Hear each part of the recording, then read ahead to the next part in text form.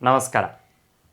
ದೇವರೇ ಗತಿ ಯೂಟ್ಯೂಬ್ ವಾಹಿನಿಯ ಎಲ್ಲ ವೀಕ್ಷಕರಿಗೆ ನಾವು ಡಿಸೆಂಬರ್ ತಿಂಗಳಿನ ಮಾಸ ಭವಿಷ್ಯವನ್ನು ನಿಮ್ಮ ಮುಂದೆ ಇಡುವಂತಹ ಪ್ರಯತ್ನವನ್ನು ಮಾಡ್ತಾ ಯಾವ್ಯಾವ ಗ್ರಹಗಳ ಒಂದು ಸಂಚಾರದಿಂದ ದ್ವಾದಶ ರಾಶಿಗಳ ಮೇಲೆ ಯಾವ್ಯಾವ ರೀತಿಯಾಗಿರುವಂತಹ ಪರಿಣಾಮವನ್ನು ಕೊಡುತ್ತೆ ಅನ್ನುವಂತಹ ಒಂದು ಚಿಂತನೆಯನ್ನು ಮಾಡ್ತಾ, ಕುಂಭರಾಶಿಯವರಿಗೆ ನಾವು ನೋಡಿದ್ರೆ ಕುಂಭರಾಶಿಯವರಿಗೆ 6ರಲ್ಲಿ ಸಂಚಾರ ಮಾಡ್ತಿದ್ದಂತಹ ಗುರು ಏನಿದ್ದಾನೆ, ಆ 6ರಲ್ಲಿ ಸಂಚಾರ ಮಾಡ್ತಿದ್ದಂತಹ ಅನೇಕ ರೋಗಗಳನ್ನು, ಮೊದಲನೇದಾಗಿ ಕುಂಭರಾಶಿಯವರಿಗೆ 7.5 ಕಡೆ ಹಂತದಲ್ಲಿದ್ದಾರೆ.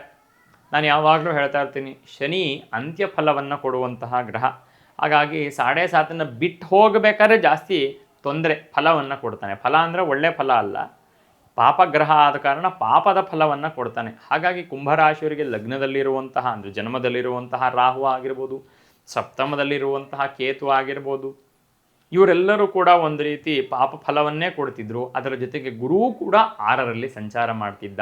ಹಾಗಾಗಿ ಗುರುವಿನ ಬಲವೂ ಕೂಡ ಇವರಿಗೆ ಇರಲಿಲ್ಲ. ಆದರೆ ಡಿಸೆಂಬರ್ ತಿಂಗಳಿನಲ್ಲಿ ಒಂದು ಸ್ವಲ್ಪ ಒಳ್ಳೆಯದಾಗುವಂತಹ ರೀತಿ, ಶನಿಯ ಬಲ ಇಲ್ಲದಿದ್ದರೂ ಕೂಡ ಡಿಸೆಂಬರ್ ತಿಂಗಳಿನಲ್ಲಿ ಹೇಗಾಗ್ತದೆ ಕೇಳಿದ್ರೆ, 11ನೇ ಸ್ಥಾನಕ್ಕೆ ರವಿಯ ಸಂಚಾರ ಆಗತ್ತೆ, 11ನೇ ಸ್ಥಾನದಲ್ಲಿ ಕುಜನ ಸಂಚಾರ ಆಗತ್ತೆ. ಈ ಎರಡೂ ಗ್ರಹಗಳು ಪಾಪಗ್ರಹರು ಏಕಾದಶದಲ್ಲಿ ಬಂದರು ಅಂತಾದರೆ ಸ್ವಲ್ಪ ಸಮಸ್ಯೆಗಳು ಅನ್ನುವಂಥದ್ದು ಈಡೇರುವಂತಹ, ಅಂದರೆ ಸಮಸ್ಯೆಗಳೆಲ್ಲವೂ ಕೂಡ ಪರಿಹಾರ ಆಗುವಂತಹ ಒಂದು ಯೋಗ ಅನ್ನುವಂಥದ್ದು ಈ ಕುಂಭರಾಶಿಯವರಿಗೆ ತಂದುಕೊಡುತ್ತೆ. ಹಾಗಾಗಿ ಕುಂಭರಾಶಿಯವರಿಗೆ ಗುರುಬಲ ಮತ್ತೆ ಪ್ರಾಪ್ತವಾಗತ್ತೆ. ಪಂಚಮ ಸ್ಥಾನದಲ್ಲಿ ಗುರು ಇದ್ದಾನೆ. ಹಾಗಾಗಿ ವಿದ್ಯಾರ್ಥಿಗಳಿಗೆ ಓದಬೇಕು ಅಂತ ಅಂದ್ಕೊಳ್ಳೋಂಥವ್ರಿಗೆ ಮತ್ತೆ ಓದುವಂತಹ ಒಂದು ಹುರುಪು, ಓದೋದ್ರಲ್ಲಿನ ತೊಂದರೆ ಆಗಿದ್ದರೆ ಮತ್ತೆ ಆ ಎಲ್ಲ ತೊಂದರೆಗಳು ಕೂಡ ನಿವೃತ್ತಿಯಾಗಿ ಒಂದು ರೀತಿ ಮಾರ್ಗ ಸುಗಮವಾಗುವಂತಹ ಒಂದು ಸಾಧ್ಯತೆಗಳು ಕುಂಭರಾಶಿಯವರಿಗೆ. ಅದರ ಜೊತೆಗೆ ಲಾಭ, ಸಪ್ತಮಾಧಿಪತಿಯಾಗಿರುವಂತಹ ರವಿ ಲಾಭದಲ್ಲಿ ಬರೋದರಿಂದ ಸ್ವಲ್ಪ ಕುಟುಂಬದಿಂದ ಸಹಕಾರ ಅನ್ನುವಂಥದ್ದು ಸಿಕ್ಕಿ ಮಾಡುವಂತಹ ಕೆಲಸದಲ್ಲಿ, ಕಾರ್ಯದಲ್ಲಿ ಲಾಭವನ್ನು ಕಂಡುಕೊಳ್ಳುವಂತಹ ಒಂದು ಸಾಧ್ಯತೆ ಅನ್ನುವಂಥದ್ದು ಈ ಕುಂಭರಾಶಿಯವರಿಗೆ ಕಾಣಸಿಗತ್ತೆ. ಕುಂಭರಾಶಿಯವರಿಗೆ ಒಂದು ರೀತಿ ಹೇಳಬೇಕು ಅಂತಂದರೆ ಈ ಒಂದು ತಿಂಗಳು ಈ ಗ್ರಹಗಳ ಸಂಚಾರ ಅನ್ನುವಂಥದ್ದು ಒಂದು ರೀತಿ ಉತ್ತಮವಾಗಿದೆ. 5ರಲ್ಲಿ ಸಂಚಾರ ಮಾಡುವಂತಹ ಗುರು ಏಕಾದಶದ ಮೇಲೆ, ಗುರು ಸಂಚಾರ ಏಕಾದಶದ ಮೇಲೆ ದೃಷ್ಟಿಯನ್ನು ಇಡೋ ಕಾರಣ ಧರ್ಮವಾಗಿ ಮಾಡಿದ್ದು, ಅಧರ್ಮವಾಗಿ ಯಾವುದು ಕೈಗೂಡಲ್ಲ. ಧರ್ಮವಾಗಿ ಮಾಡಿದ್ದೆಲ್ಲವೂ ಕೂಡ ನಿಮಗೆ ಕೈಗೂಡುತ್ತೆ. ಗುರುವಿನ ದೃಷ್ಟಿ ಇರೋದ್ರಿಂದ, ಗುರು ಧರ್ಮಕಾರಕ. ಹಾಗಾಗಿ ಒಳ್ಳೆಯದು, ನೀವು ಕಷ್ಟಪಟ್ಟು ಸಂಪಾದನೆ ಮಾಡಿದ್ದು ನಿಮ್ಮ ಕೈಗೂಡುವಂತಹ ಸಾಧ್ಯತೆ. ಯಾರು ವಿಶೇಷವಾಗಿ ಈ ಶೇರ್ಸಿಗೆ ಸಂಬಂಧವಾಗಿರುವಂಥದ್ದು ಅಥವಾ ಯಾವುದೋ ಇನ್ವೆಸ್ಟ್ಮೆಂಟನ್ನು ಮಾಡಿ ಅದರಿಂದ ಲಾಭವನ್ನು ಅಪೇಕ್ಷೆ ಪಟ್ಟು ಮಾಡುವಂಥದ್ದು, ಇದರ ಬಗ್ಗೆ ಸ್ವಲ್ಪ ಎಚ್ಚರಿಕೆಯನ್ನು ವಹಿಸಬೇಕಾಗತ್ತೆ.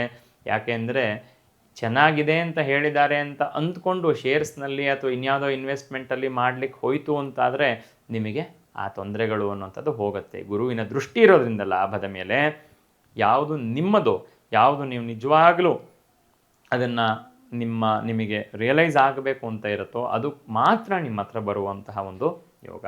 ತೀರ್ಥಯಾತ್ರೆಯನ್ನು, ಪೂಜೆ ಪುನಸ್ಕಾರವನ್ನು ಮಾಡುವಂತಹ, ದೇವತಾರಾಧನೆಯನ್ನು ಮಾಡುವಂಥ ವಿಶೇಷ ಫಲಗಳನ್ನು ನಿಮಗೆ ತಂದು ಕೊಡ್ತಾನೆ. ಹಾಗಾಗಿ ಪರಿಹಾರವನ್ನು ಮಾಡಿಕೊಳ್ಳಿಕ್ಕೆ ಯೋಗ ಇದೆ. ಶನಿಗೆ ವಿಶೇಷವಾಗಿ ಪರಿಹಾರವನ್ನು ಮಾಡಿಕೊಳ್ಳಿ. ಆಂಜನೇಯ ಸ್ವಾಮಿಯ ಆರಾಧನೆ, ಆಂಜನೇಯ ಸ್ವಾಮಿಗೆ ಒಡೆಯ ಒಂದು ಹಾರವನ್ನು ಸಮರ್ಪಣೆ ಮಾಡುವಂಥದ್ದು ಸಾಧ್ಯ ಆಯಿತು ಅಂತಂದರೆ ರಾಹುಕೇತುಗಳ ಪೂಜೆ ಅಥವಾ ಗಣಪತಿ ಸುಬ್ರಹ್ಮಣ್ಯರ ಪೂಜೆಯನ್ನು ಮಾಡುವಂಥದ್ದು ನಿಮಗೆ ಇರುವಂತಹ ಸಮಸ್ಯೆಗಳನ್ನು ದೂರ ಮಾಡಿಕೊಡುತ್ತೆ. ರಾಹು ಸಂಧುಗಳಿಗೆ ಕಾರಕ, ಅಂದರೆ ನಮ್ಮ ಎಲ್ಲ ಜಾಯಿಂಟ್ಸನ್ನು ತೋರಿಸ್ತಾನೆ ಜ್ಯೋತಿಷ್ಯದಲ್ಲಿ.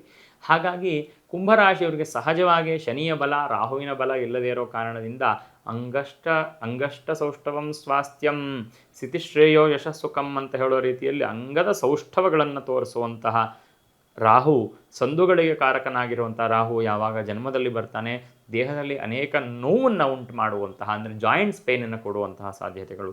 ಈಗೆಲ್ಲ ನಾವು ಎಷ್ಟೊಂದು ಕಡೆ ನೋಡ್ತಾ ಇದ್ದೀವಿ, ಆರ್ಥರೈಟಿಸ್ ಅಂತಾರೆ, ಜಾಯಿಂಟ್ಸ್ ಪೇನ್ ಅಂತಾರೆ, ಸರ್ವೈಕಲ್ ಪೇನ್ ಅಂತಾರೆ. ಇದೆಲ್ಲವೂ ಕೂಡ ಕುಂಭರಾಶಿಯವರಿಗೆ ಸ್ಟಾರ್ಟ್ ಆಗುತ್ತೆ. ಆದರೆ ಇದು ಸಹಜವಾಗಿ ತುಂಬ ದಿವಸಗಳಿಂದ ಇರುವಂತಹ ಒಂದು ಸ್ಥಿತಿ. ಅದು ಸರಿ ಹೋಗಬೇಕು ಅಂತಂದರೆ ವಿಶೇಷವಾಗಿ ಸುಬ್ರಹ್ಮಣ್ಯ ಸ್ವಾಮಿಯ ಆರಾಧನೆಯನ್ನು ಮಾಡಿದ್ರೆ ನಿಮಗೆ ಅನುಕೂಲಗಳು ಅನ್ನುವಂಥದ್ದು ಕಾಣಸಿಗುತ್ತೆ. ಅದೆಲ್ಲವೂ ಕೂಡ ಗುರುವಿನ ದೃಷ್ಟಿ ಜನ್ಮದ ಮೇಲೆ ಬೀಳೋದ್ರಿಂದ ಅನುಕೂಲಗಳಾಗುವಂತಹ ಸಾಧ್ಯತೆ. ಹಾಗಾಗಿ ಅದಕ್ಕೆ ಸರಿಯಾದ ರೀತಿ ಆರೋಗ್ಯ ಸರಿಯಾಗಬೇಕು ಅಂತಂದರೆ ದೇವರ ಅನುಗ್ರಹ ಇರಬೇಕು, ನಮ್ಮ ಆಹಾರ ಚೆನ್ನಾಗಿರಬೇಕು, ನಮ್ಮ ವಿಹಾರ ಅಂದರೆ ನಾವು ಮಾಡುವಂಥ ಎಕ್ಸಸೈಸ್ ಆಗಿರ್ಬೋದು ಇದೆಲ್ಲವೂ ಚೆನ್ನಾಗಿರಬೇಕು. ಇದರ ಜೊತೆಗೆ ಆರೋಗ್ಯವನ್ನು ಸರಿಯಾಗಿಡಬೇಕು ಅಂತಂದರೆ ಪ್ರಾಣಶಕ್ತಿ, ದೇಹದಲ್ಲಿ ಪ್ರಾಣಶಕ್ತಿ ಅನ್ನುವಂಥದ್ದು ಜಾಗೃತವಾಗಿರಬೇಕು. ಪ್ರಾಣಾಯಾಮವನ್ನು ಮಾಡುವಂಥದ್ದು, ಆರೋಗ್ಯಕ್ಕೆ ಎಕ್ಸಸೈಸ್, ಯೋಗಾಭ್ಯಾಸ ಇತ್ಯಾದಿಯನ್ನು ಮಾಡುವಂಥದ್ದು, ಮತ್ತು ಒಳ್ಳೆಯ ಆಹಾರ ಇದೆಲ್ಲವೂ ಕೂಡ ತುಂಬ ಮುಖ್ಯ ಆಗುತ್ತೆ. ಹಾಗಾಗಿ ಪರಿಹಾರ ಆಗಬೇಕು ಅಂತಂದರೆ ಬರೀ ದೇವತಾರಾಧನೆ ಮಾಡಿದ್ರೆ ಪರಿಹಾರ ಆಗಲ್ಲ, ಅಥವಾ ಬರೀ ಎಕ್ಸಸೈಸ್ ಮಾಡಿದ್ರೂ ಕೂಡ ಪರಿಹಾರ ಆಗಲ್ಲ, ಬರೀ ಒಳ್ಳೆಯ ಆಹಾರ ತಿಂದರೆ ಪರಿಹಾರ ಆಗಲ್ಲ. ಎಲ್ಲವೂ ಕೂಡ ಸೇರಬೇಕು. ಹಾಗೆ ಇರುವಂತಹ ಸಮಸ್ಯೆಗಳು ಪರಿಹಾರ ಮಾಡಲಿಕ್ಕೆ ನಿಮಗೆ ಪಂಚಮ ಸ್ಥಾನದಿಂದ ಗುರು ಏಕಾದಶದ ಮೇಲೆ ದೃಷ್ಟಿಯನ್ನು ಹಾಕ್ತಾನೆ. ಖಂಡಿತ ಆರೋಗ್ಯದ ವಿಚಾರದಲ್ಲಿ ಪರಿಹಾರವನ್ನು ಮಾಡಿಕೊಳ್ಳಿ. ಜನ್ಮದ ಮೇಲೆ ಗುರುವಿನ ದೃಷ್ಟಿ ಬರುತ್ತೆ, ಎಲ್ಲ ಒಳ್ಳೆಯದಾಗತ್ತೆ.